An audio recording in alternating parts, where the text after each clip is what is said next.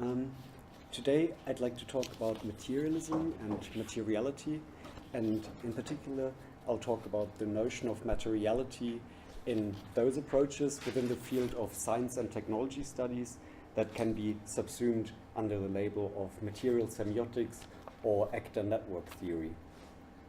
Generally, materialism posits the primacy of the material over the immaterial, and that's something that Marxism and other materialisms share.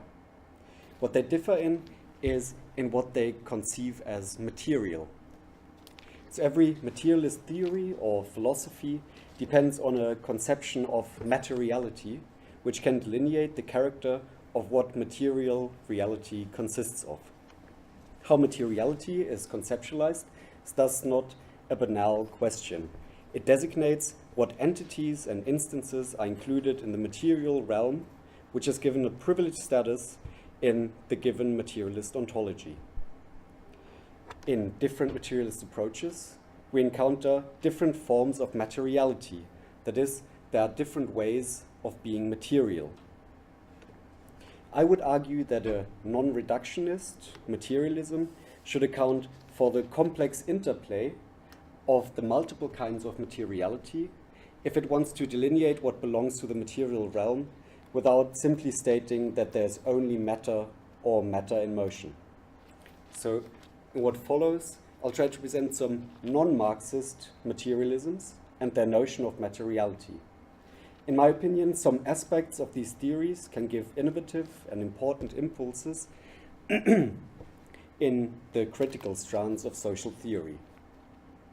But while they may contribute to a non-reductionist materialism, I believe that the fields of new materialism and material semiotics, each in their own way, leave some crucial things behind in their turn away from older materialisms. So towards the end, I will briefly talk about some of the kinds of materiality we find in the more Marxist traditions.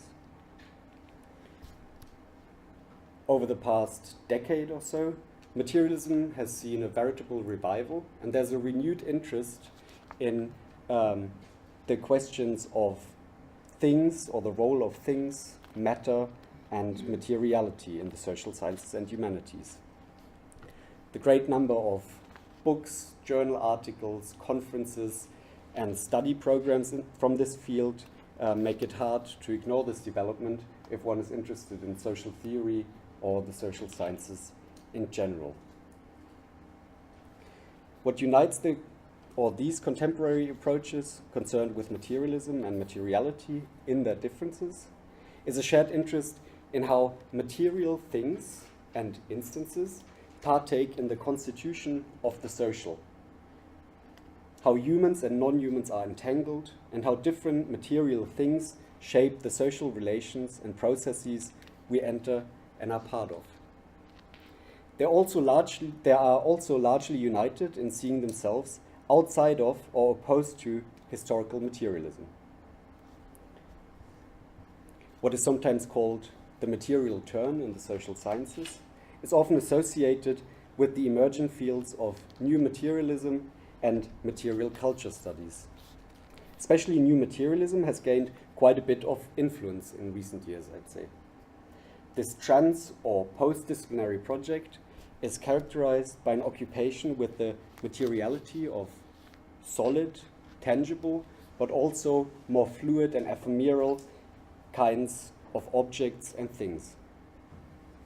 Often, the theoretical and empirical contributions in this area see agency, intentionality, or activity as something that is distributed between humans and non-humans that are entangled in their practices. Although there's a great diversity of concepts and ontological underpinnings, it could be said that there's a certain preoccupation with things and matter, as well as a surprisingly persistent exclusion of certain other kinds of materiality, like the materiality of material conditions of existence, or social conditions and relations of production, or the materiality of ideology. What we often find here is a reduction of materiality to what could be called the materiality of matter. Jane Bennett to take just one very prominent proponent of new materialism, is predominantly concerned with the vital materiality of lively things as well as the vibrant matter that gave one of her books its name. And she calls her post-Deleuzian project the thing power materialism. Unsurprisingly, this has provoked accusations directed at this new materialism from older, more Marxist, dialectical, historical materialists. In his first thesis on Feuerbach, Marx writes that the chief defect of all hitherto existing materialism is that things were not conceived as human activity and practice. So taking matter and things as given and attributing them vitality and vibrance does not fly well with Marxists. For instance, Benjamin Noyes accuses them of positing matter against materialism. Frederick Jameson sees current post-Deleuzian materialism as a form of idealism. Slavoj Žižek accuses them of weak panpsychism, terrestrial animism, that is only materialist in the sense in which Tolkien's Middle-earth is materialist. Another Marxist critic, Terry Eagleton, calls it a strangely immaterial brand of materialism that tends to idealize and etherealize matter and maintains that it is possible to move from new materialism to anti-Marxism in a few excessively rapid steps.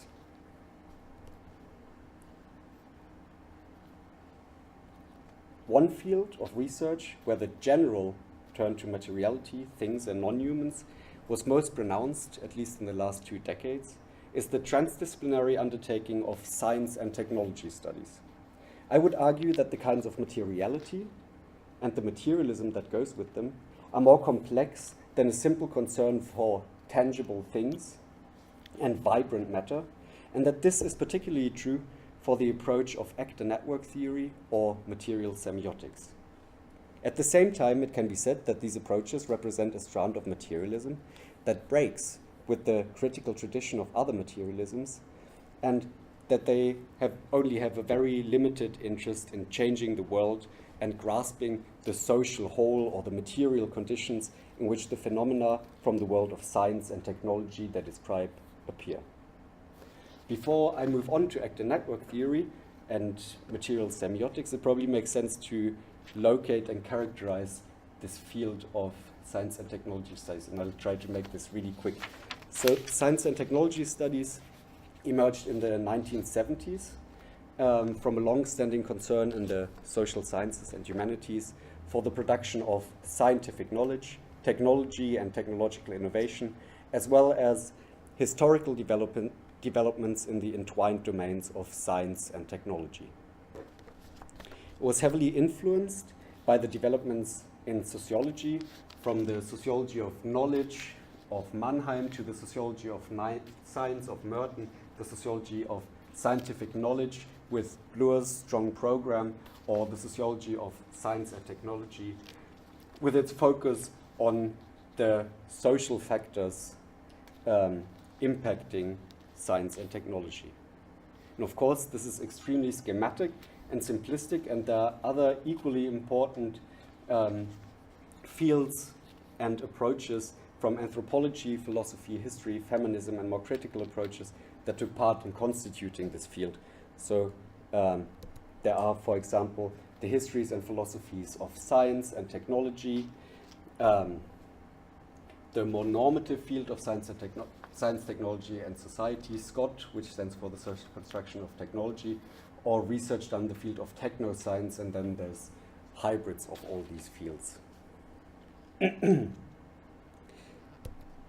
What this very heterogeneous group of authors in STS, Science and Technology Studies, share is obviously an interest in science or technology or both. Their preoccupation with scientific practice and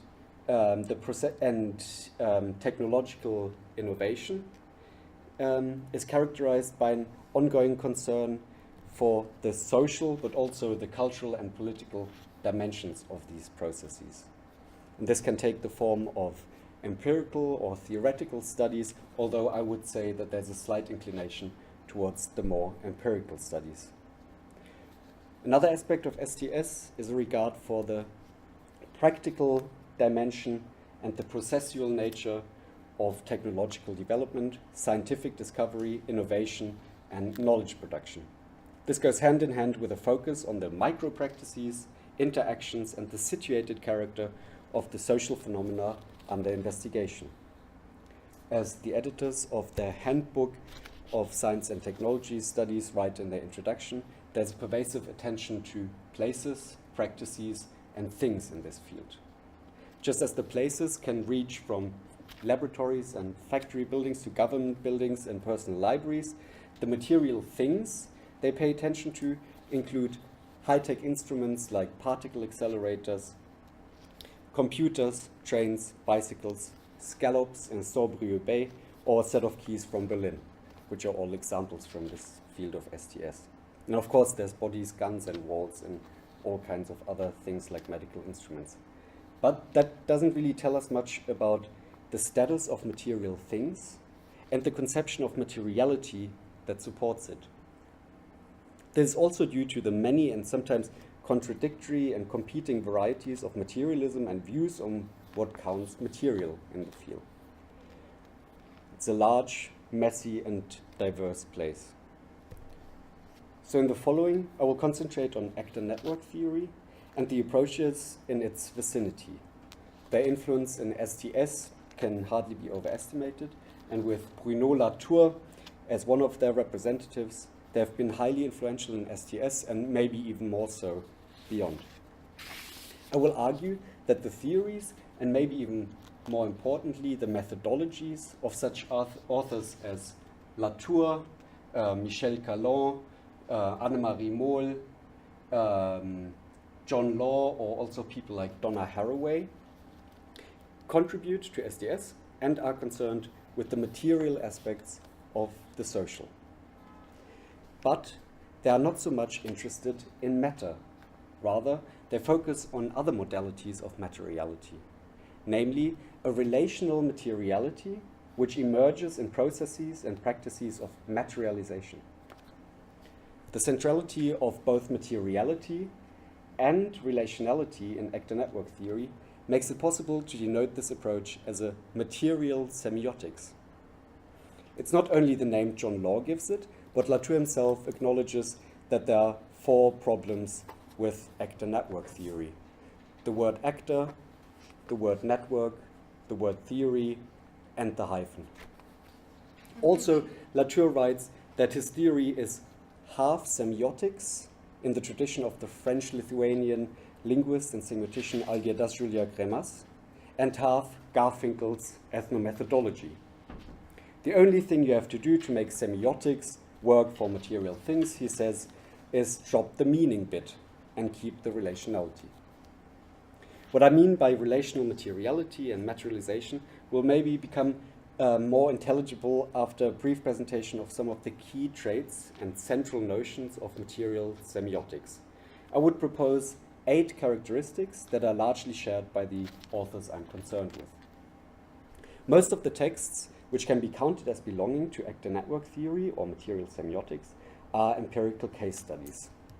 This empiricity of material semiotics is derived from an insistence on observation and a focus on situated practices. John Law calls it an empirical version of post-structuralism, or we could say post-structuralism without all the critical theory. In its empirical orientation, it's very similar to ethnomethodology, with which it also shares an interest in the productive and performative properties of practices. While other empirically and ethnographically oriented social sciences try to explain the phenomena in question or normatively critique the phenomena under consideration, material semiotics is more descriptive and attempts to answer questions of how entities come into being in processes marked by material heterogeneity and contingency. What separates material semiotics from ethnomethodology and other microsociological and ethnographic studies is a sensitivity for the materiality of realities, entities, and relations. Material elements are included in the descriptions of the emergence of associations and are deemed to be a precondition for the relative durability of social realities or social order. But materiality is itself always an effect or an endpoint. At the same time, all elements included in these descriptions, be they artifacts, humans, or things like strategies, authority, and power, are treated as relational effects of materially heterogeneous networks or assemblages or associations, which are themselves products of processes. The fundamental relationality of all entities implies that they should be analyzed as semiotic effects, which entails a suspension of classical dichotomies like material, immaterial, human, non-human, and a dismissal of what they call reifications, which includes capitalism, patriarchy, or society. While social phenomena and the ordering of reality in dichotomous categories might be the outcome of processes, they do not serve as starting points or an explanans. Instead, they are considered to be the explanandum, that which has to be explained. So describing processes, practices, and relations in this manner is achieved through narrative instruments that allow the scholar to tell the stories of how human and non-human entities form networks or fail to do so. Using vocabulary borrowed from narrative theory, like actants, programs of actions, actors, makes it possible to describe material objects in the same terms as human subjects, namely as actors or actants that follow programs of action and form associations with other entities. The homology of the descriptive vocabulary helps prolong the omission of dichotomous categories like active, passive, human, non-human, subject, object, and as these categories are neither assumed prior to the description nor inscribed into the language that is used. The anti- or non-humanism of material semiotics is the final characteristic I'll consider here, and the initial indifference to forms of subjectivity, or the difference between human and non-human, as well as the dispersal of agency between heterogeneous actants and actors, leaves no room for human essences or anthropocentric reasoning. Humans do not receive a special status here.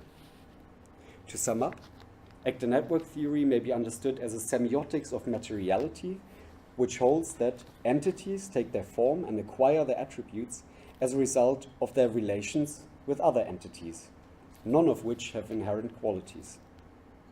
These aspects are all interrelated and they inform the notion of materiality in some way, but maybe the methodological and ontological suspension of dichotomies and the proposed relationality of all things provide good entry points to the understanding of this approach. So what does it mean to treat everything as a relational effect and to suspend or outright refute dichotomies like human and non-human or material and immaterial? I just said that material semiotics suspends dichotomies, and this suspension can be regarded as a consequence of the assumed relationality of all entities. If everything is a relational effect, then the characteristics of elements are not essential and given a priori, but can be studied empirically in their emergence from what they call heterogeneous material assemblages or materially heterogeneous networks. The focus on practices, processes, and relationality or relations is something they share with critical materialists, but they give it another twist.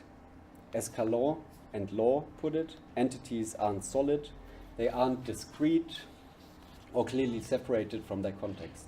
They do not have well-established boundaries, they aren't, as the jargon puts it, distinct subjects and objects. Instead, they are sets of relations, for instance, in the form of networks. And they are coextensive with those networks. Because this applies to virtually all entities, dichotomous categorizations necessarily appear as essentialisms, which fail to capture the processual, relational, and contingent nature of the elements classified. The principal divisions affected by the methodological dismissal of binary oppositions are those of subject-object, human, non-human, micro, macro, nature, culture, technology, society, material, social, and material, immaterial. And this is grounded in an ontological as well as a methodological argument. Methodologically, material semioticians argue the presumption of a subject-object or active-passive divide is problematic as it restricts the descriptions of processes and practices by determining the dramatis personae prior to the actual commencement of action. The ontological argument against dichotomies insists that all entities should be treated as relational effects.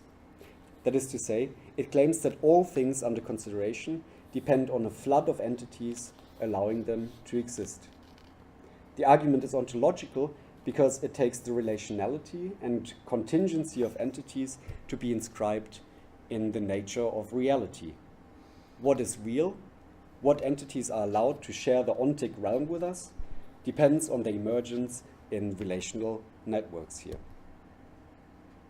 If the subject-object dichotomy is abolished with all the others, it comes at no surprise that the autonomously acting human subject of idealism is rejected. But this is not because the subject is in some ways ideologically or otherwise conditioned by the material conditions it is involved in, but because they are dissolved in networks of various entities. This may be best captured in saying that no thing ever acts alone.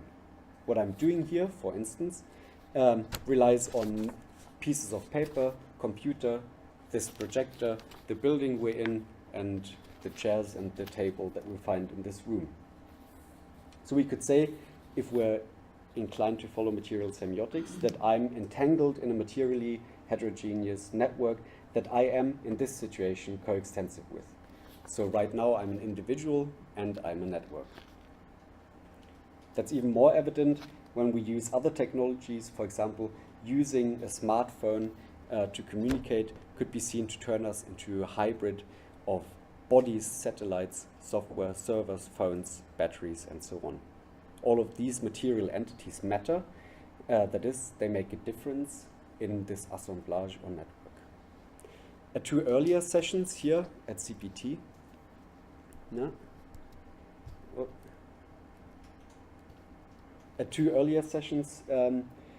at CPT, Matt Taylor and Steve Fuller talked about post and transhumanism.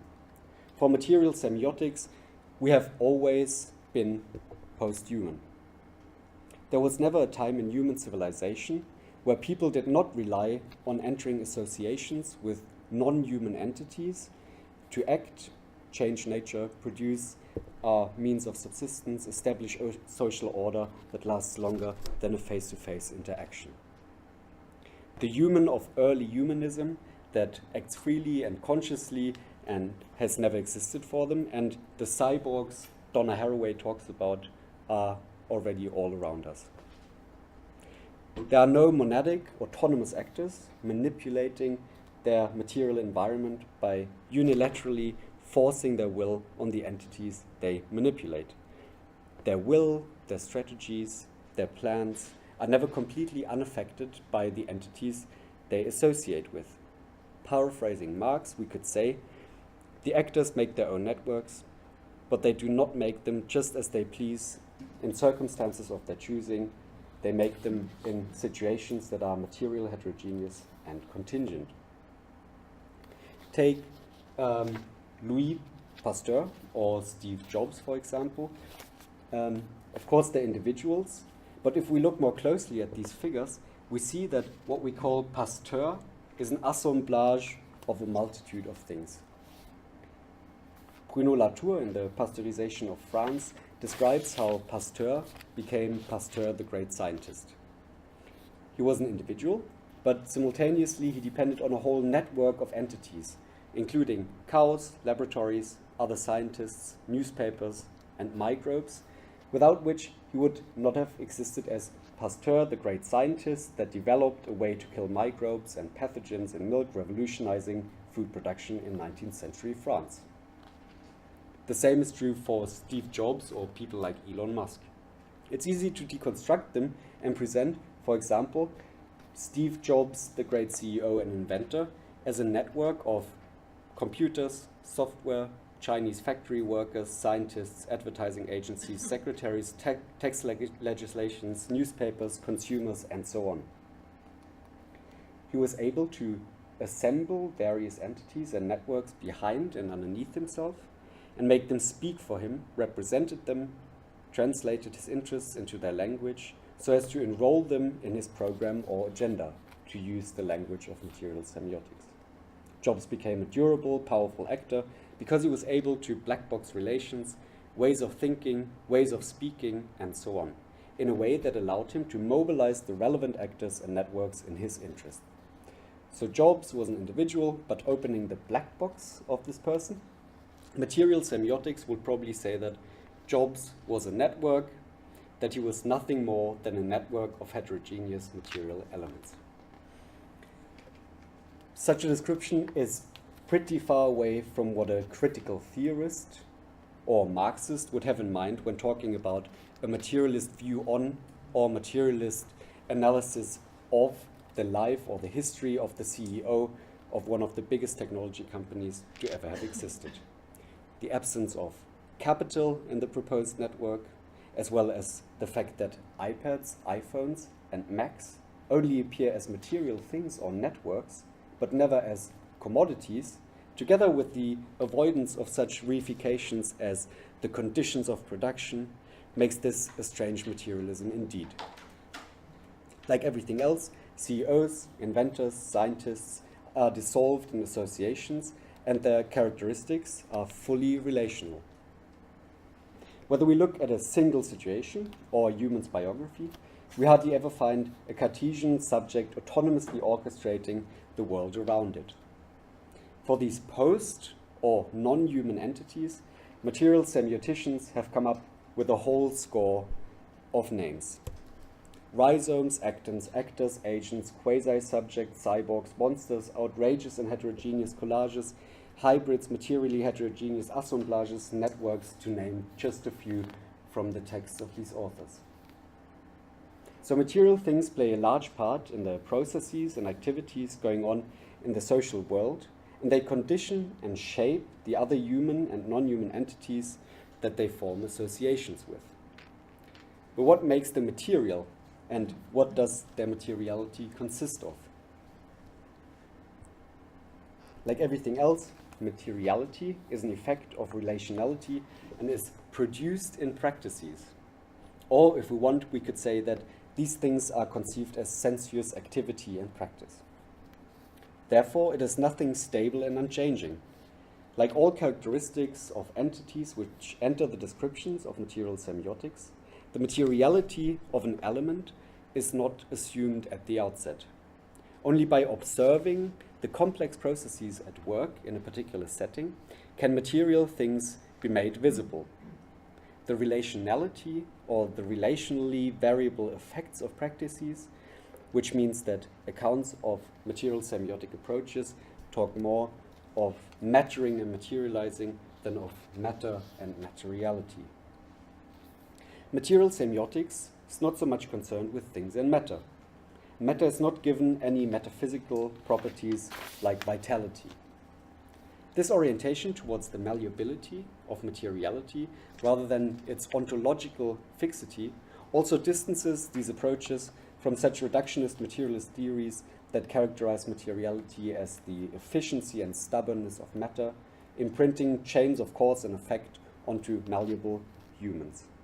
To juxtapose material semiotics from reductionist materialism, like neo-Darwinism, cognitivism, materialisms of matter, and static conceptions of materiality, this empirical philosophy can be called a relational materialism, if we want to call it materialism.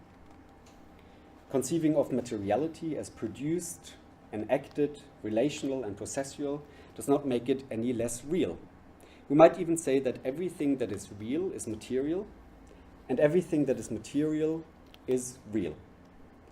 One of the core claims in science and technology studies and laboratory studies is that whatever emerges from an experiment is an effect of the relations that are assembled and held together in it.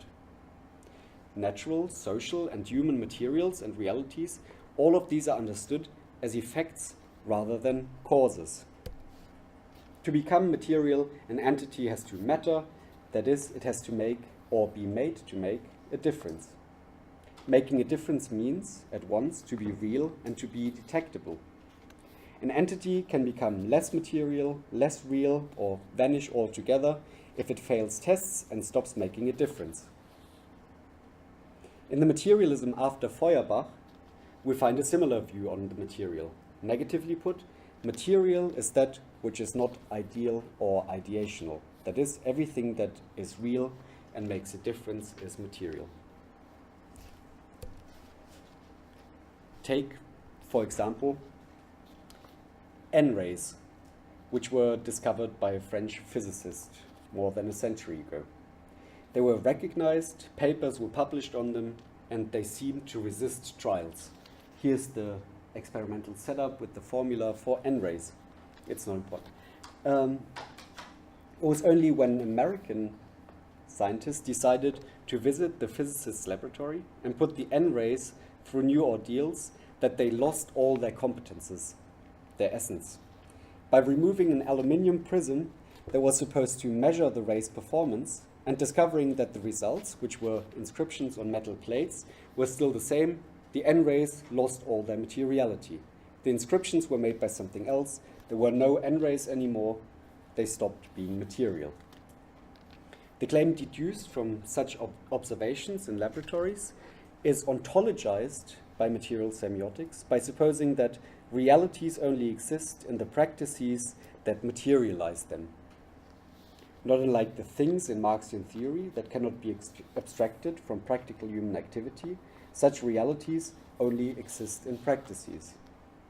Thereby, the dualism of materiality and immateriality is methodologically suspended in the same way as the other dichotomies were suppressed.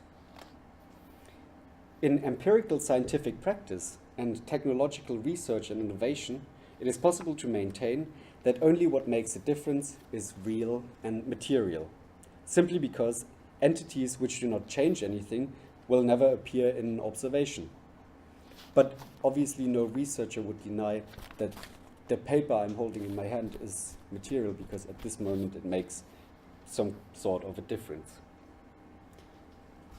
Entities like the Higgs boson, however, have to be materialized in the situated practices of experimental physicists at CERN. The particle has to resist trials, to be detectable, enter relations with other particles, machines, scientists, and so on, to become material. Its materiality, we could say, was practically accomplished in 2012, but how stable and durable it is, and if it resists trials, is only something we'll see in the future. Someday it might share the realm of immateriality with the ether, N-rays, or Zeus, but I think that's highly unlikely. John Law writes, "Matter that does not make a difference does not matter. It is not matter, since there is no relation or difference and difference and detection, no relation at all." As soon as an entity makes a difference, it automatically stands in heterogeneous material networks with other entities, and the inverse is also true. As soon as an entity stands in heterogeneous relations with other entities, it makes a difference and is material. No thing ever acts or exists alone. The relations are not heterogeneous simply because of the multitude of human and non-human entities assembled in them. There's also a heterogeneity of qualitatively different materialities, a variety of gradations of durability and resistance, all of which derive their properties from relational processes, emerge and change in the respective assemblages described. The durability of a prison cell or a prison wall, for example, can only be assessed in the relations it might be forced to enter with the width of the inmates, tied together bed sheets, or explosives. Durability and resistivity are, then, not a given, but a relational effect. Similar to what we encounter in Marxist materialism, to be material means to be real, that is, resist trials and make a difference, and to obtain a certain durability, which is the product of miscellaneous relations marked by alliances, conflicts, and struggles. It was said that material semiotics has a sensitivity for the materiality of social processes and relations.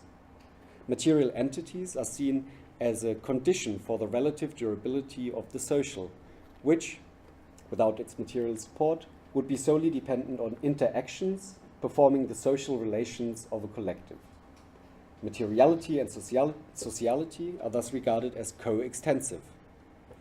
Social dynamics exert their force by the inclusion of materials which outlast the situation of their original appearance.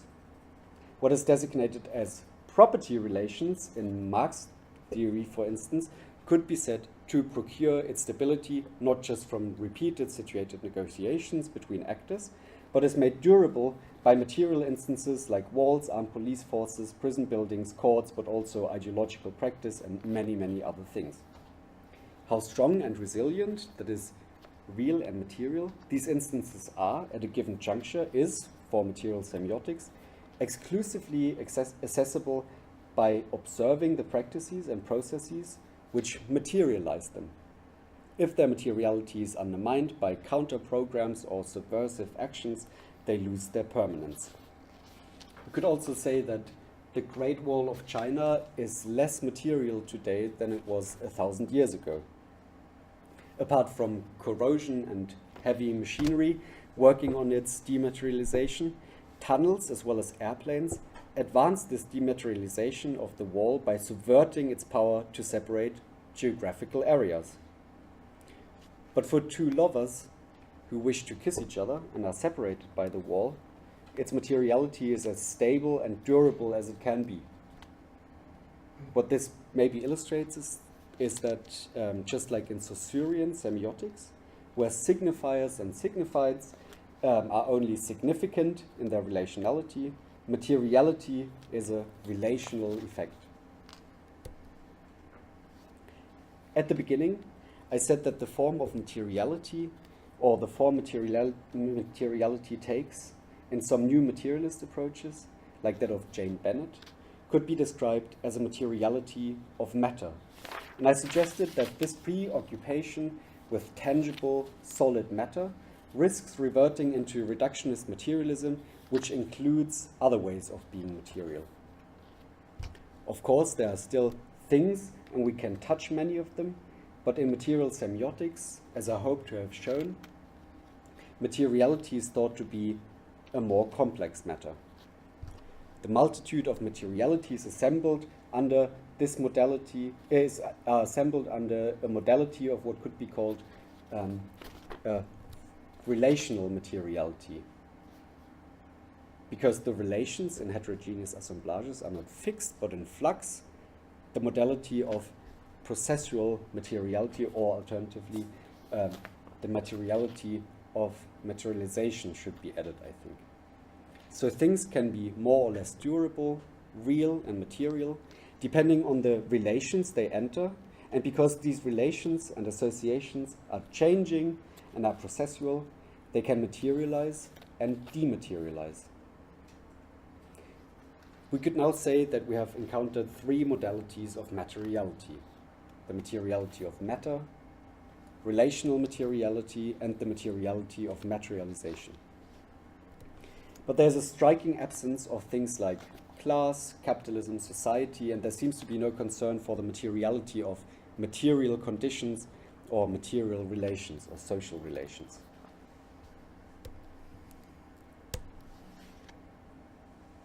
A decade ago, Bruno Latour asked if him and his colleagues could get their materialism back.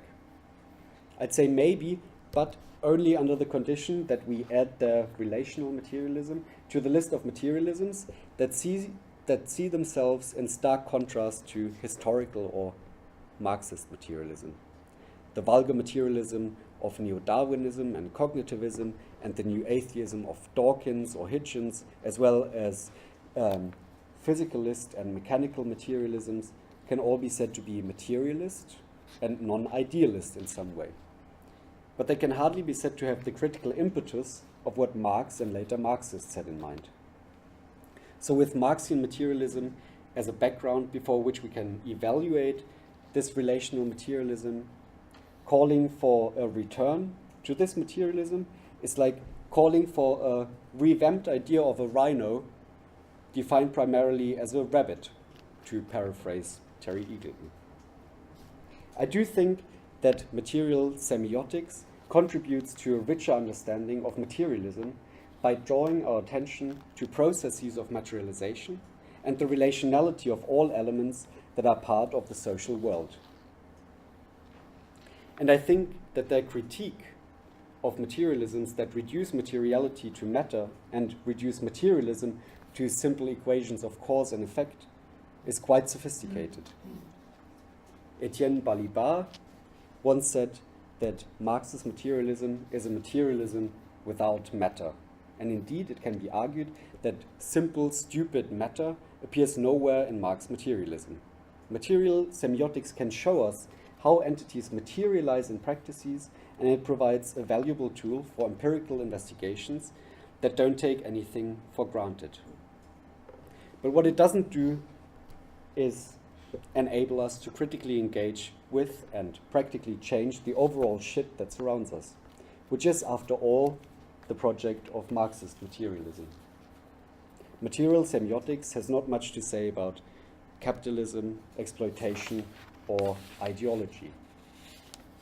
And its descriptive imperative runs the danger of turning the torture chambers of ISIS into materially heterogeneous assemblages where agency is shared between human and non-human actors, which can and maybe should be talked about in the same terms as a fishing trip. I'm exaggerating, of course, but maybe it's sometimes not the job of the social sciences to describe the world in different ways, but to change it. For SDS, this has implications as well. If we want to understand the nature of science and technology, and their often very material implications, we should not ignore the material conditions and the relations and conditions of production they emerge in. Empirically studying the processes of their emergence and paying close attention to the different human and non-human entities taking part in these processes is certainly necessary. But we shouldn't stop there, and that entails taking all material aspects of the social into account, I think.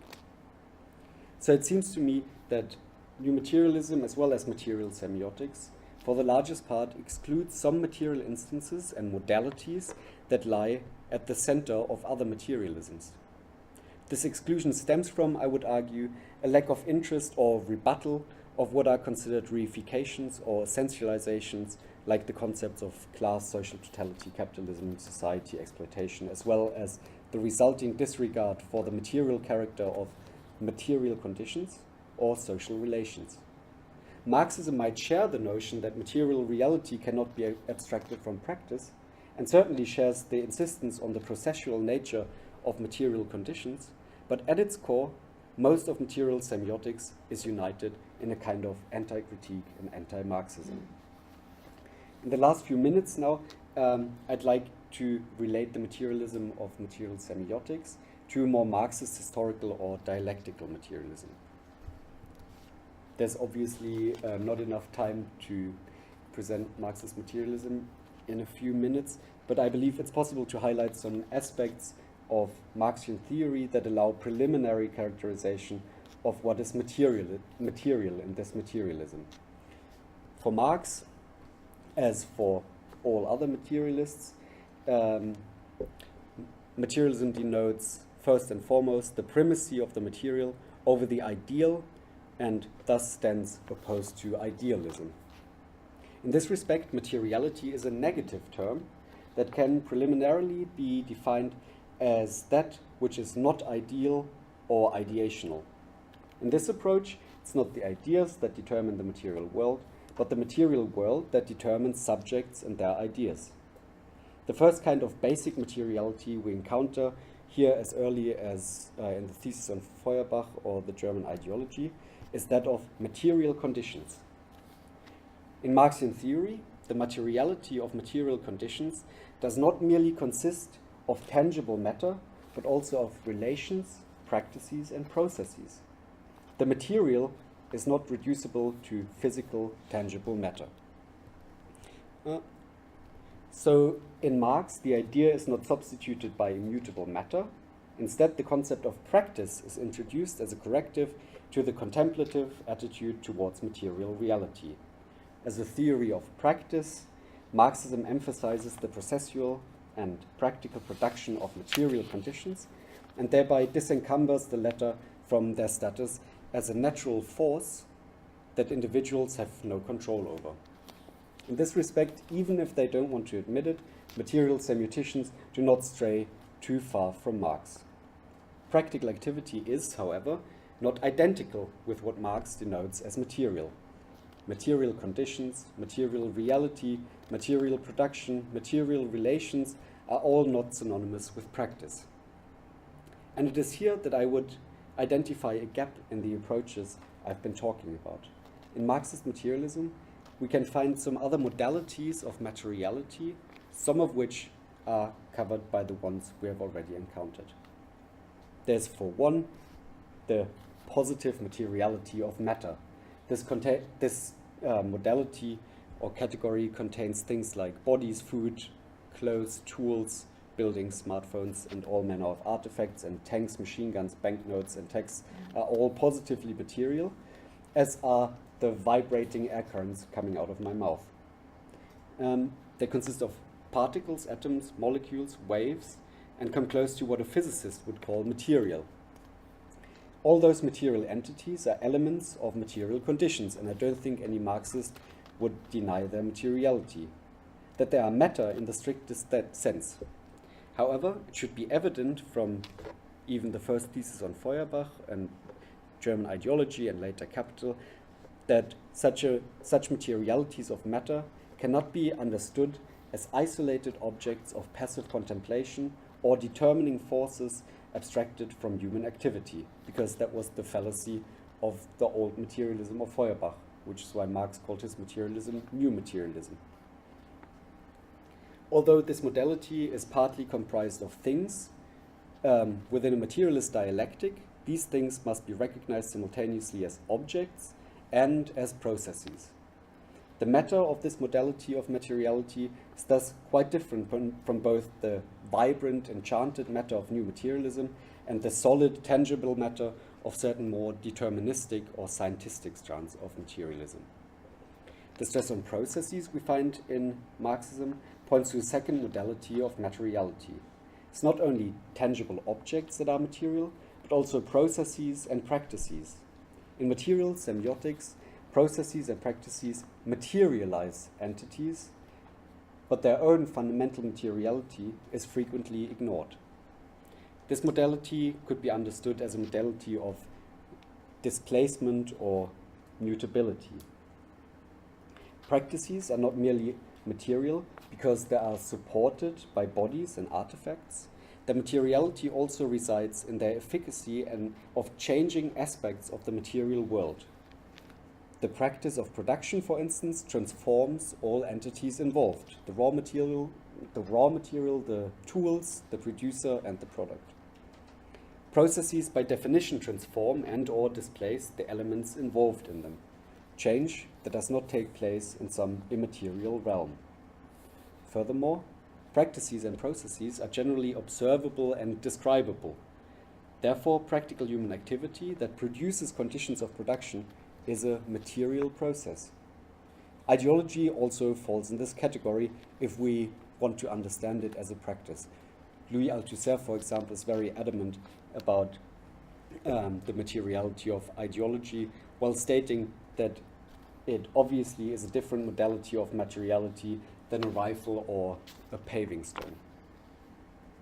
Third kind of materiality implicit in Marxist theory, I would suggest, can be described as the materiality of objectivity and affectivity. It encompasses social relations, such as relations of production, and institutions, the state, as well as the institution of the dichotomy of genders, which has a material reality. but it also includes social facts, the principle of exchange, commodity fetishism, rules or beliefs that exert an objective force on individuals. In short, everything that has facticity and makes an objective difference. Such materialities of affectivity are necessarily entwined with and reliant upon processes, practices, and matter of some sort. In material semiotics, these materialities are denounced as inadmissible reifications. To be sure, they can appear as reified things if they are presented as static things that are just assumed to exist. But at every point, the black boxes of these materialities can be opened and presented in their complex processual reality.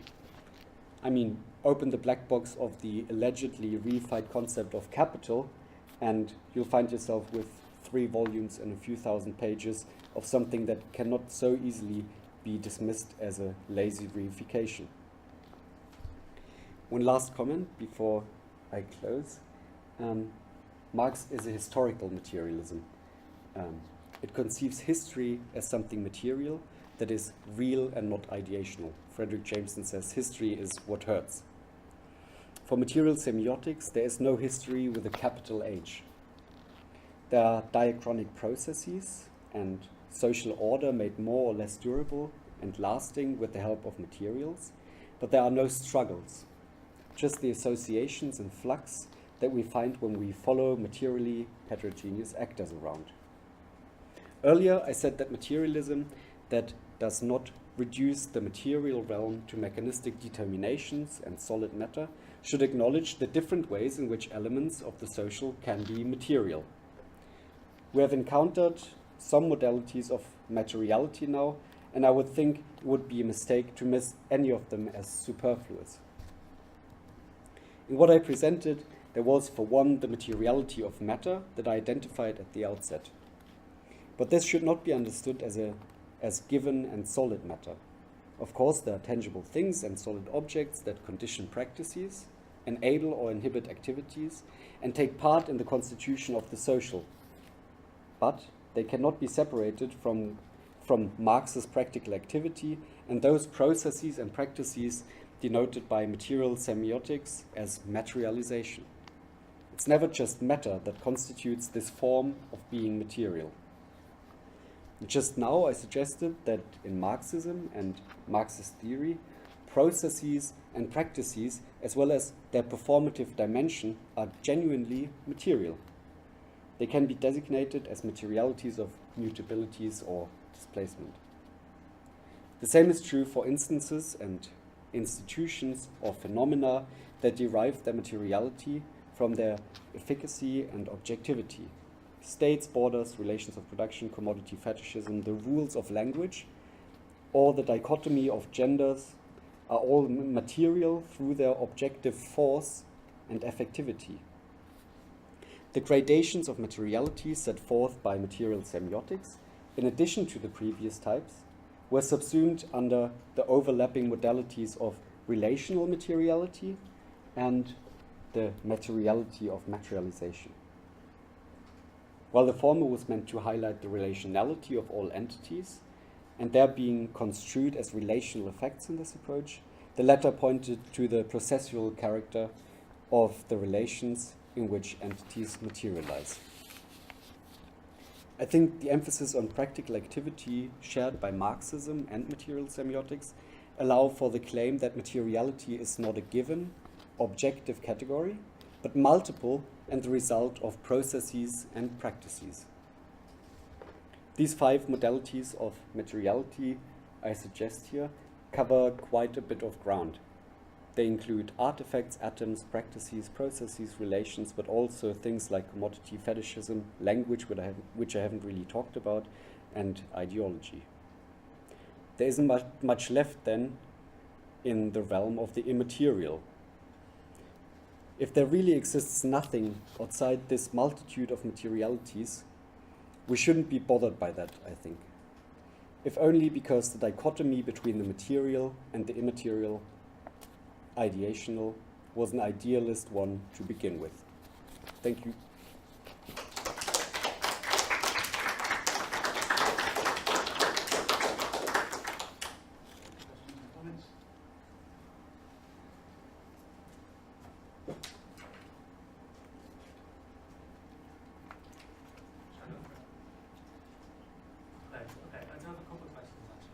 Cool. I mean, I thought that was fantastic. It was very interesting, and it's quite relevant to kind of what I'm trying to do. Built into my PhD at the moment. I just want to dig in a bit more into some of these issues in terms of materialisms, new materialisms, and science and technology studies, because it seems to me that there's also a lot of variation within within that kind of sphere. And one of them is in my area. This actor network theory is quite popular, right? I'm an accountant, crystal accountant. It's like organisations and control and stuff. So this is quite popular. And one thing, looking at a lot of that literature, I've noticed is there's a real emphasis on agency and objects within that literature, which sort of seem to echo some of the things that you were saying. And I thought you articulated it really nicely, because one of the problems with that is it when it falls into this empiricism, and it's always about this question of how. How does something, the researcher is always the one who asks how, and nothing else, right? Then it kind of assumes that you are separate from the assemblage, and you can observe it and describe it and write a paper on it, without having to ask the more difficult ethical questions of how you engage with it. But then there's obviously other people like Donna Haraway, particularly, who talks about knowledge frameworks as kind of always having this ethical dimension, right? Dominating or emancipatory or whatever. And then there's this kind of question of performativity as well, in terms of breaking down some of these dichotomies and how you engage with these processes. But then even, I don't know if you come across Donald Mackenzie, his concept of performativity is really, really popular. And it puts a very much an agency spin on the concept itself, and performativity becomes about what things do. So again, it kind of breaks down into a kind of almost an irony of the very people that try to break down all of these dualisms have fallen into a kind of an agency versus structure dialectic, and they're interested in agency. Whereas I guess, how does that relate to sort of breaking down agency structure in a more sort of nuanced way? And then, I guess the other question is, like, there seems to be sort of an increasing interest in the ontological questions. So I guess science and technology studies initially was the study of knowledge production, right? It was about epistemology. More and more it's recognised that actually that's the study of ontology. And I like Karen Barad talks about how epistemology, ontology and ethics is a kind of a triumvirate. You can never separate them. But I don't think all, I don't know necessarily that everyone signs up to that in the same way. Okay, maybe I'll start with the second question. So there's definitely been a turn towards ontological questions in the whole field of science and technology studies, I would say. And they've moved away a little bit from this descriptive imperative, or they twist it a little bit, and Latour says he does empirical philosophy, empirical ontology, experimental metaphysics. So it's the attempt to ontologize the findings of the observations. And with Karen Barad, I think it's a really diverse field, and I didn't do justice to it because I didn't really talk about science and technology studies, and I have a relatively particular reading of actor network theory. But Karen Barad, for example, is extremely sophisticated and does not really fall into the traps that I've highlighted in material semiotics. For her, it's the ontological and ethical questions at the center almost, and she takes relations of production, ideology and material conditions into consideration, at least I've only read like Meeting the Universe Halfway, and there she uses critical theory and Marxist concepts as well, in addition to these very sophisticated material semiotic tools and this new materialism, if you want to call it that. And the first question, can you tell me again what the question was? I can't remember.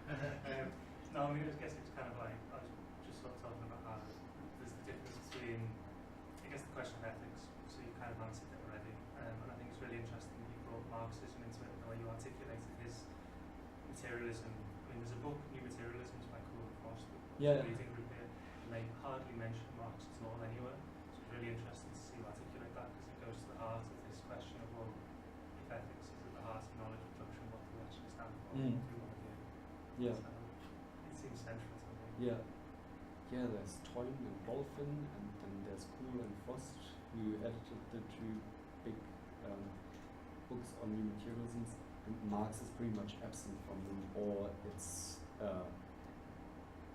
like the opposition and thing they distance themselves from.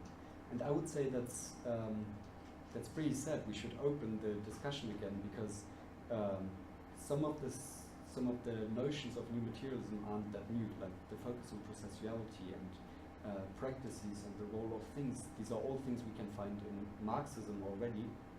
And the accusation of reifying certain social phenomena, like capitalism, for example, are not always warranted, I would say, because they think Marxists just say there's capitalism out there and it's this thing and it influences everything else. But that's what I mean by opening the black books, by opening the black box. Marxism is really concerned with the complex processes and practices and the interactions that form capitalism or capital. Yes, I think my aim a little bit was to open the discussion again and not have these binary oppositions between like new materialism, Marxism, material semiotics, Marxist materialism, critical element.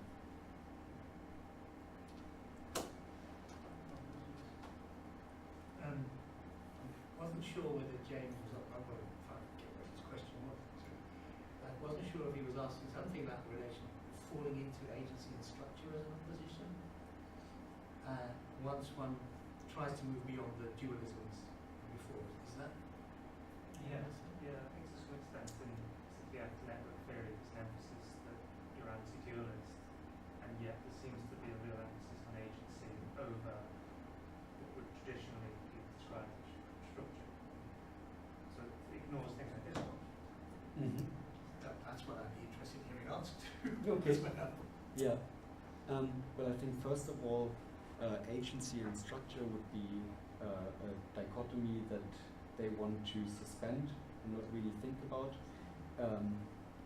So actor network theory and material semiotics don't talk about structures, never. The only way you get close to something like a structure is if you follow actors around and do it diachronically by, for example, looking at this chair. If I sit on this chair, if I go far enough, I can say this puts me in association with the people who built this chair, their living conditions, the guy who designed this chair in specific contexts. And if you do that enough, you get to something like a picture of how the chair emerged. And from that description, you can ontologize something about the conditions it appeared in, and then you could say these are the social structures. But ontologizing does not mean that they generalize social structures. It's always particular. And what Donald Mackenzie, for example, does is he has very sophisticated ways of looking at the use of technology in capitalism, and he even calls it capitalism. But what he looks at is how the economy emerges out of performative acts and out of interactions and the entwinement of human and non-human actors. And it's really sophisticated, it's really interesting, but it doesn't enable him to talk about capitalism like a Marxist would. There's not this totality. You never get to a totality, you get to specific assemblages that can be more or less far-reaching, I would say. I do actually have a question. Yeah. As well as that, which is the issue of what is beyond this material, where you ended up. Mm-hmm. And of course, one answer is the idea or the ideation of it. And it seemed to me that Jameson and Terry Eagleton still wanted to go back to playing that old game. I was interested in this interview with Elizabeth Gross in the latest Theory, Culture and Society about she got a new book where she talks about going beyond the material as someone very much into materialism. Yeah. in terms of the immaterial. The book's title is The Incorporeal, Ontology, Ethics, and then bits of materialism. Yeah.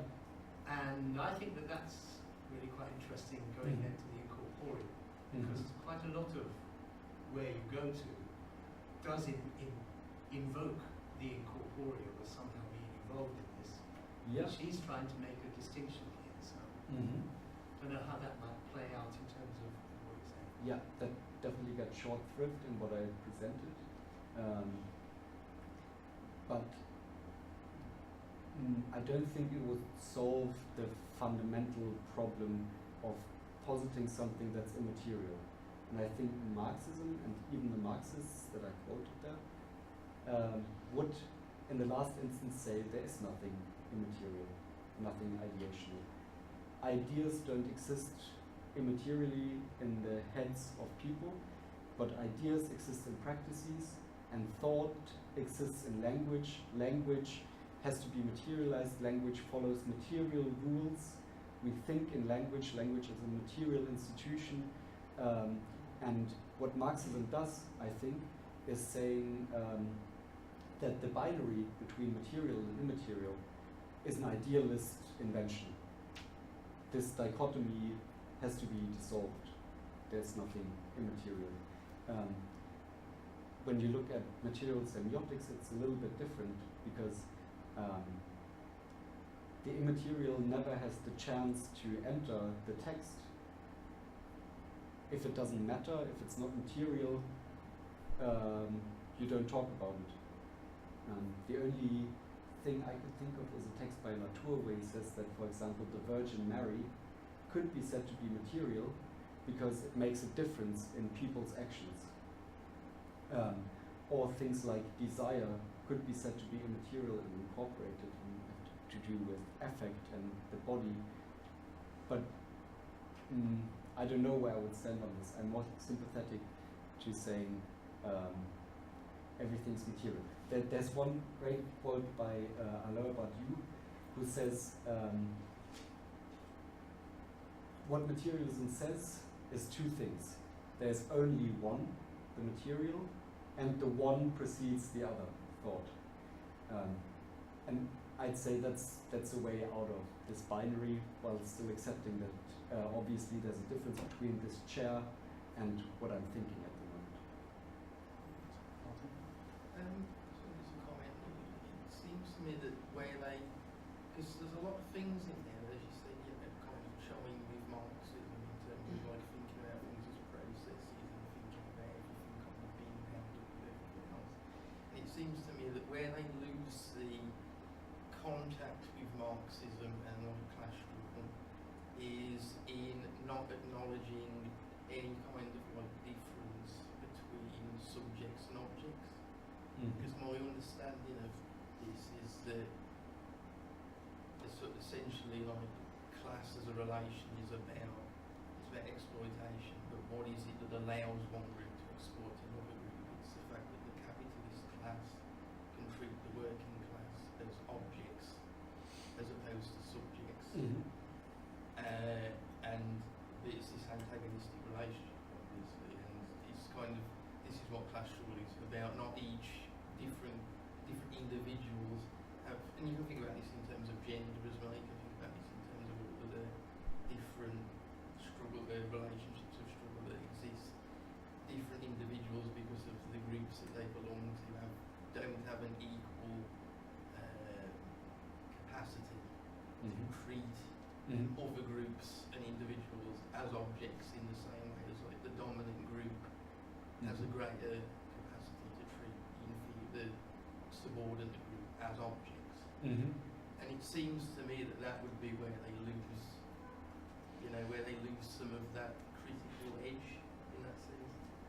Yeah. They can't conceptualize it in terms of a struggle. I think on the one hand, Marxism also deconstructs the subject or decenters the subject of idealism by saying it's determined or in some ways conditioned or affected by the material conditions it's in. So there is no real subject in Marxism that acts autonomously and thinks freely and is undetermined. but at the same time, the process of objectification, like treating people as objects or individuals appearing as objects, for example, in the process of exchange, which is the commodity fetishism, like the relations between things appear as social, the relations between individuals appear as material. There, the objectification or reification of subjects is a problem. That's one point of critique of Marxism. In material semiotics, I would agree with you that that is a problem for critical inquiry with the tools of material semiotics. They don't say subjects don't exist at all. They say we don't assume that subjects exist, and if they exist, then they're an endpoint of a process, and they're the result of networks, assemblages, processes, and it's fluid, so it's nothing stable. But I would agree that the question of subjectivity is excluded from material semiotics, and that's a problem for Marxist or critical theorists, I would say.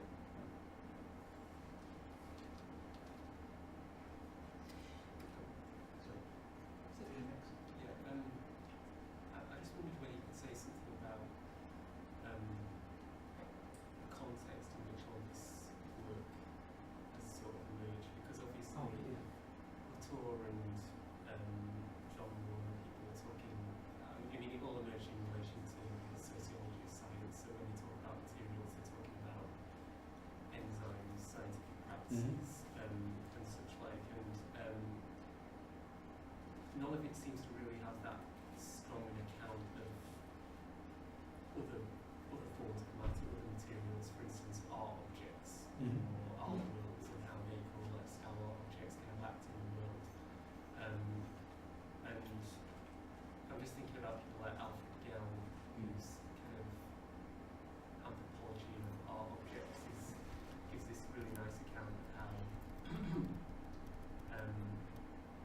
particular art objects innovate and create kind of new possibilities in the world that are then taken up by later innovations that sort of retain or develop them in different ways. And it's a more kind of temporal account, or sort of, it brings time into the account of materiality in a way I would say that definitely A&T doesn't, because A&T is a completely spatialised account. It seems that the talking networks and heterogeneity always seems to be spatial. So this is a bit of a roundabout kind of question, but I just wonder if you could speak to that a little bit. I suppose to summarise what I'm saying is the context in which this work emerged informs the kind of questions that they're asking, the kinds of problems that they're dealing with. And one of the things that's not really accounted for is time and temporality, which, anthropology of art has come to a better sort of account of, I would say. So first of all, I'm not familiar with the theorist or author you're talking about. Yeah, Alfred Gell. Okay. He's a,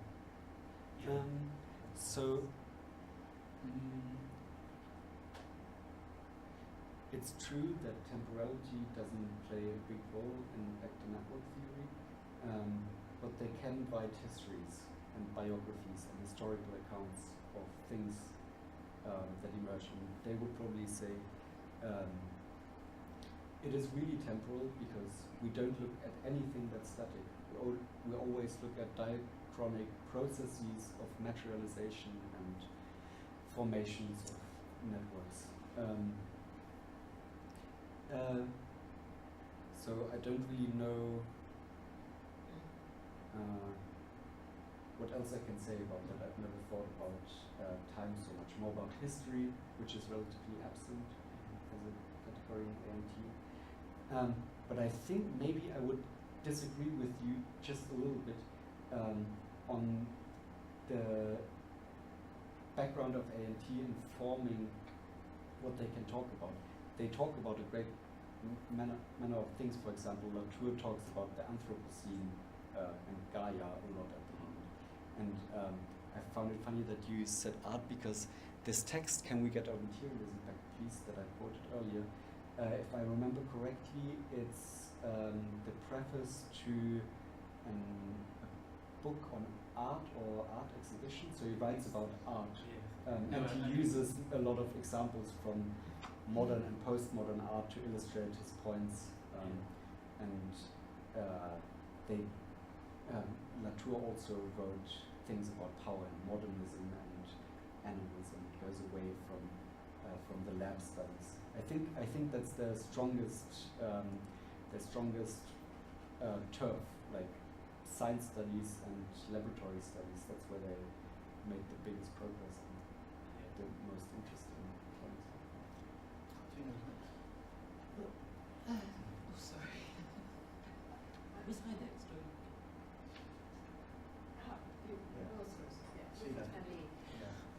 Yeah, I was just going to make a very similar point actually, that the framework seems to insist on materiality, but also to insist on process. Mm-hmm. And there seems to be a tension there. Mm-hmm.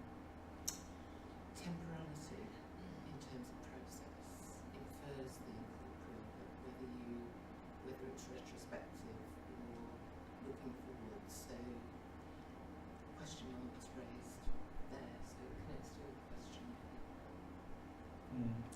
Do you mean my approach or material Well, semiotics? it's just this approach. It's raising questions about temporality seems to beg questions about can we insist on materiality, as this approach seems to. And raising questions about temporality also seems to problematise that notion of the incorporeal, which you were talking about in relation to Elizabeth Gross's interview. And that coming together of process and materiality seems to generate all sorts of questions and issues for me. I agree on the point on temporality. That's a weakness and that causes problems. But the relation between processes and materiality does not, I think, because if we look at the alternative, we have static matter that is independent of processes and practices. And I think that's a really reductionist materialism that can only be really mechanic and reduced to cause and effect if we say that materiality is independent of practices and processes that happen in time. So I don't see a big contradiction there between saying that we insist on materiality, or they insist on materiality because they say everything that's real is material. Obviously we talk about real things that are made real or that make a difference. And that means we talk about material things, we don't talk about immaterial things. And we talk about processes in which these things emerge and make a difference and are made to make a difference. But the point on time is definitely something I share. Does that answer your question? Interesting questions, Two things. I first wanted to say on the issue about the agency structure itself. I met him a few times, and in a model that we did in Gothenburg, he had that question actually, and what we did, and he said, imagine you have this light in your hand, and you sort of do like this. See, it's round. It's not there anymore. No, you can see when you do your sort of flashlight kind of thing, and then you see something that looks like a sketch, but when you stop moving, it's gone. Anyway, so move on to the comment. You haven't said a lot about the actor networks with the key analytical concept of the flat here. It seems to me that is sort of in the sense that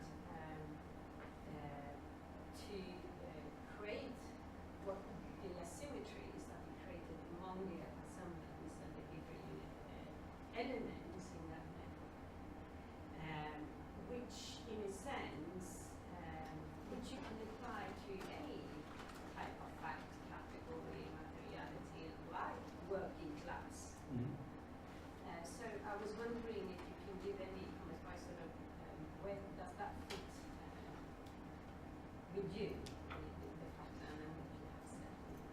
Cool. Okay. So I think, active network theory, material semiotics are both flat ontologies. And they treat everything in the same terms, and they don't presume hierarchies between entities or hierarchies between structures and things, and no temporal hierarchies. So if I look at, they have the example of the big Leviathan, like powerful actors. And they say a powerful actor is, in many ways, we could say, bigger than others, or he has a bigger reach. But that would be to reify the power that stands behind it. So let's treat the Leviathan in the same terms and with the same concepts like everything else. So it's a flat ontology. And then the only thing that makes an actor more powerful is the ability to assemble black boxes underneath or behind him or herself and stop controversies. That would be...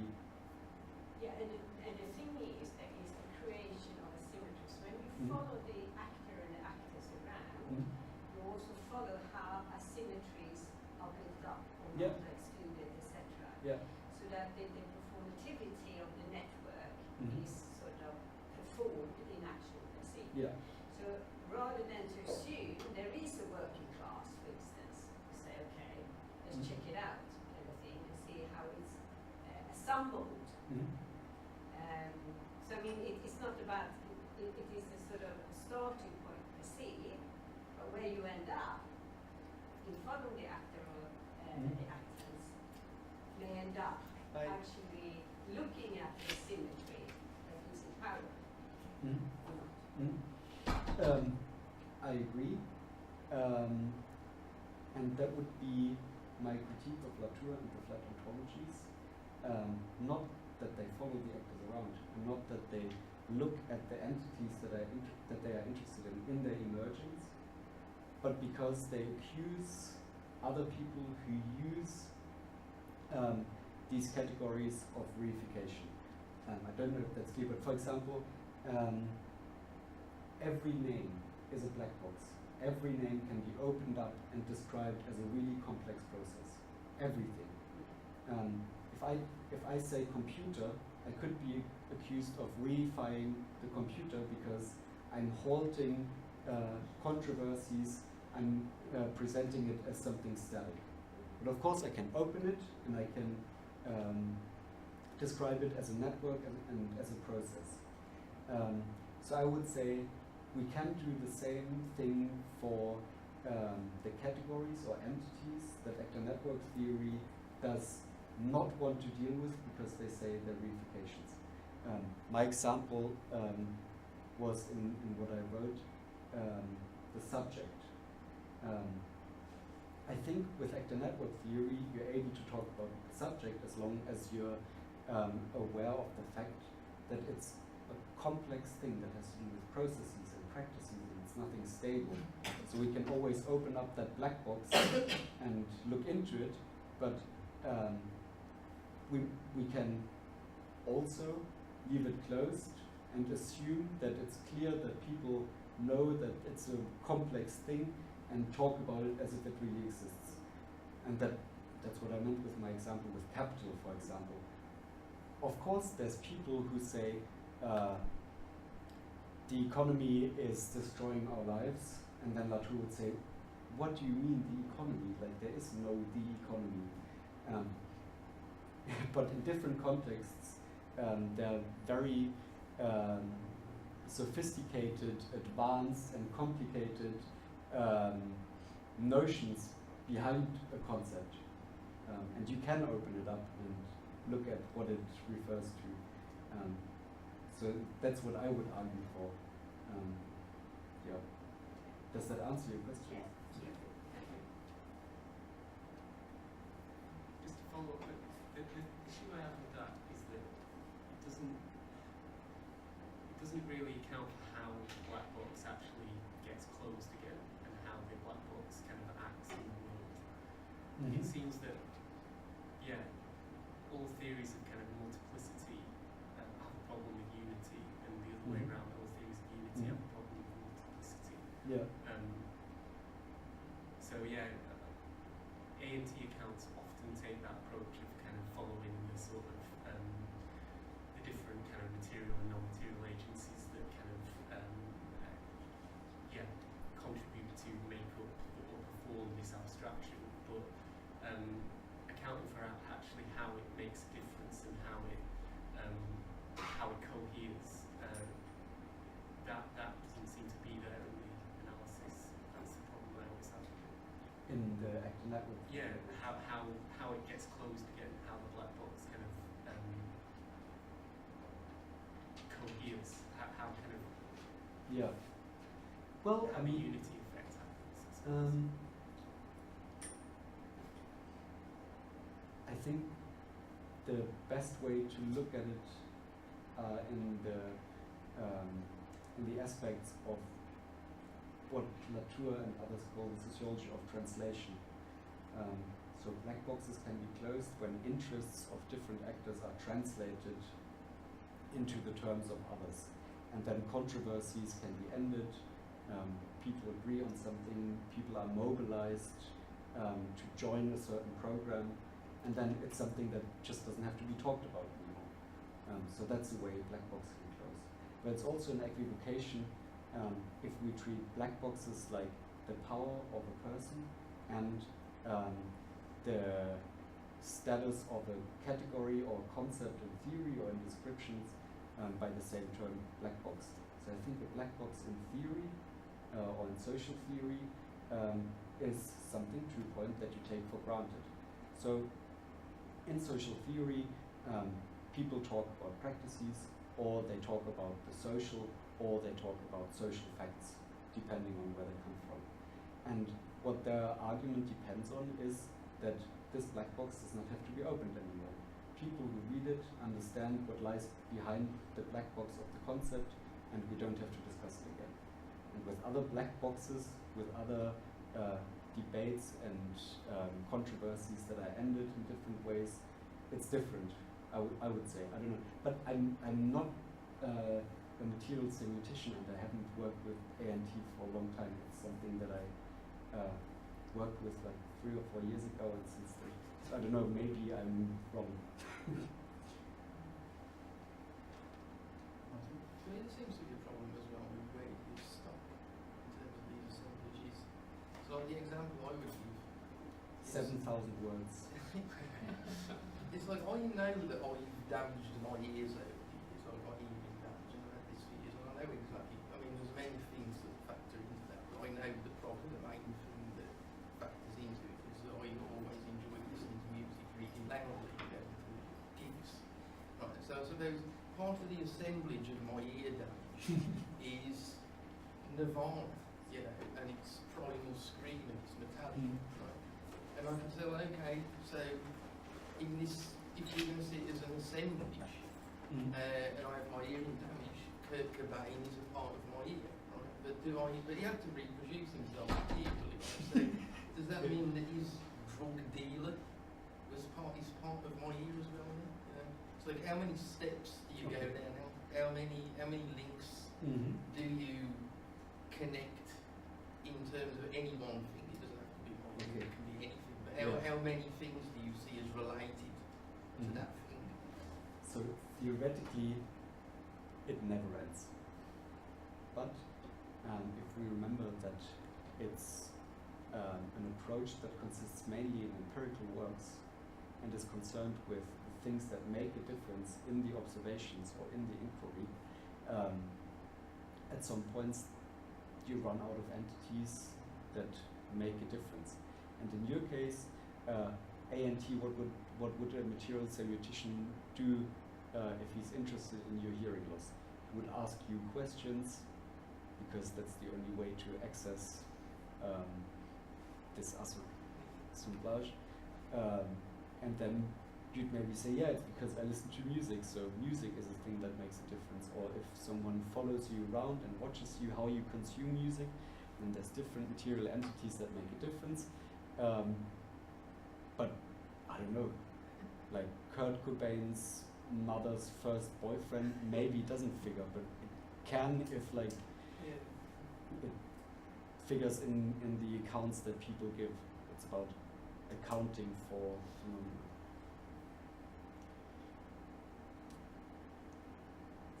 Good question. Yeah. So, thinking about hermeneutics, coming out of Heidegger, so it's obviously ontological in a different way, of being, recognising finitude of being the Dharma, so you don't absolutize your own prejudices. And then more recent debates about recognising the social or environment in which we're in. So it's not just a textual approach, it's looking at the material part of ontology as well as our being. Now you're talking about, at the end of what you write, the dialogue between more Marxist accounts and material, subject and materialist approaches. But if the theorist is an assemblage today, it can be a different assemblage tomorrow, and their main focus is always looking back at a causal chain, saying I'm just taking a bundle of contingencies produced by this particular set of causal chains. Tomorrow there might be a different bunch of contingencies caused by different causal chains. When you're sort of claiming this absolute knowledge of yourself, albeit at a very specific point in time, there's no recognition of finitude. But if you're always looking back at causal chains that developed a particular assemblage, what would the motivation be for looking forward and engaging in dialogue to change in terms of reference when you're always looking back to ephemeral causal chains? Yeah. You're looking back. In one sense, it's like one of the problems with hermeneutics of suspicion and foundations to accounts of knowledge. So they're obsessed with the origins.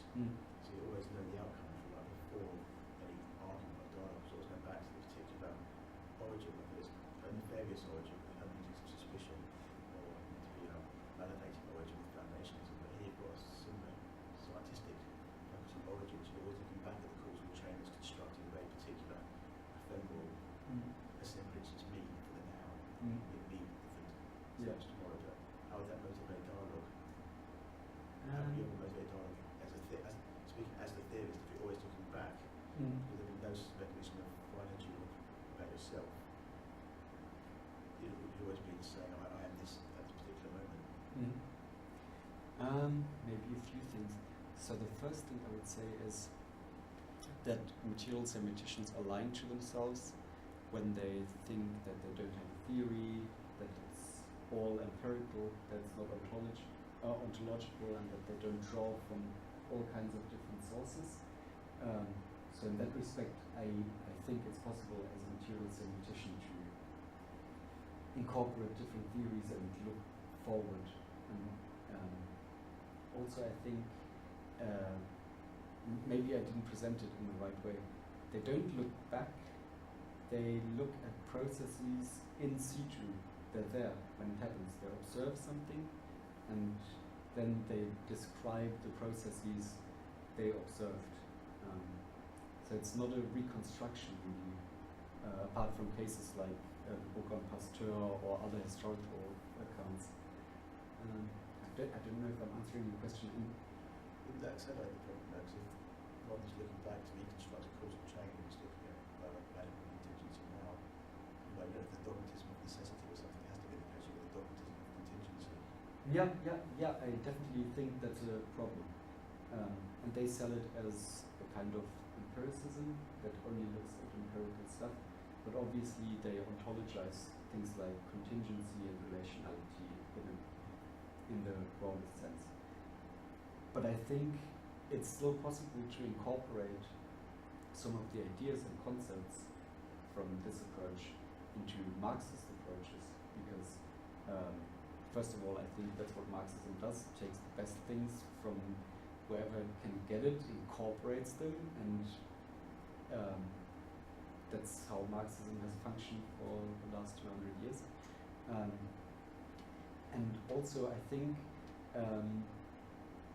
you could say that material semiotics gives you the tools to study something that Marxism already describes, or that Marxism already theorizes about. For example, in Capital, it's all about processes and relations and practices, but you don't have the tools to empirically study them. So I would say material semiotics can give you some ways to study the material world around us, non-reductive matter. But that doesn't mean like you have to buy the whole program. It means you can use it as a toolbox, like they use semiotics as a toolbox and ethnomethodology as a toolbox. And the whole imperative of regarding everything as absolutely contingent is nothing you have to accept even as a material semiotician.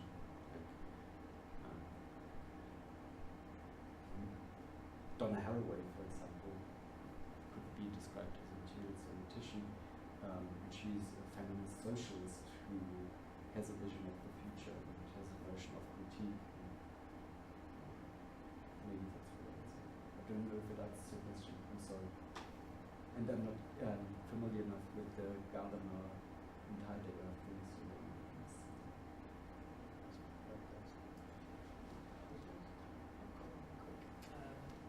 Wondering where deconstruction might come into this. Okay. Derridian deconstruction. Mm-hmm. So hearing about ontology and ontology. Mm-hmm. Yeah. Yeah. Okay. So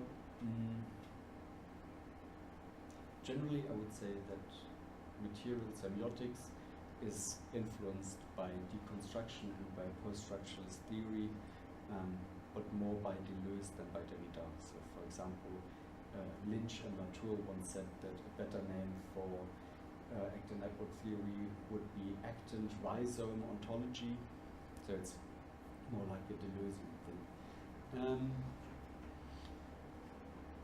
Latour writes about Derrida in quite a sympathetic way, and what he would probably say is what I'm doing is Derrida but without the text.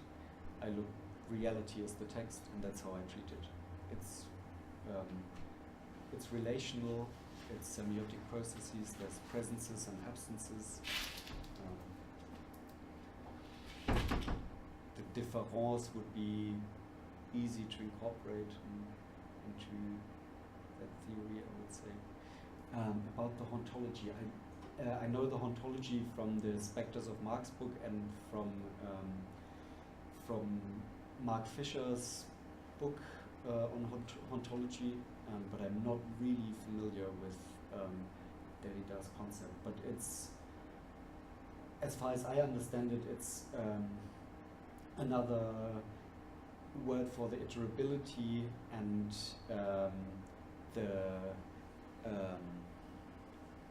oh God, what's the name? The French name with the accent on it that uses. So basically it's the thing you iterate something, you repeat it. There's the traces left, like trace, reference, hauntology. Those all go together, and I think they're easily incorporated into actor network theory. But I can't give you a better answer. I'm really sorry. Let me think about it. I'll tell you what I think.